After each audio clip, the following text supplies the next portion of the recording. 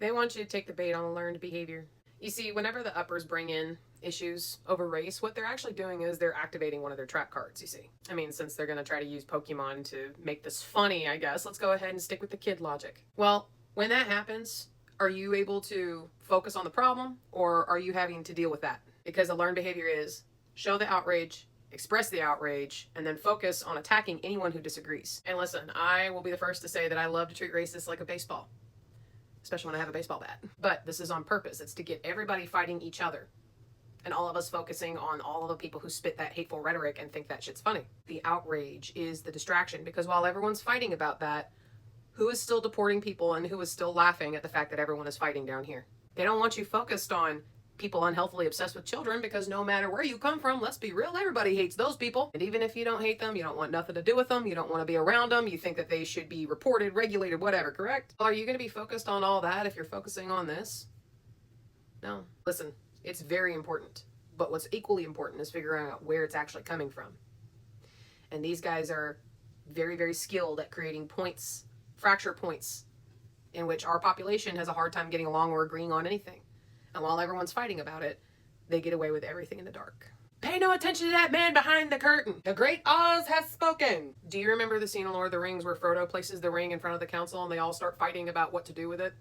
And he looks at the ring and he can see and feel Sauron laughing because he knows that's what Sauron wants, is everybody fighting.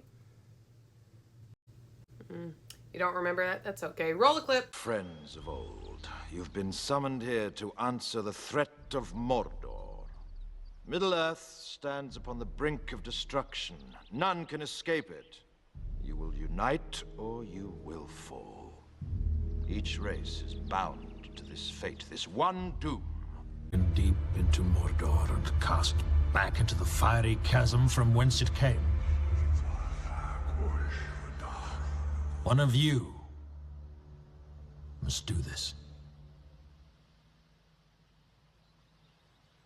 One does not simply walk into Mordor. Its black gates are guarded by more than just orcs. There is evil there that does not sleep. And the Great Eye is ever watchful. It is a barren wasteland, riddled with fire and ash and dust.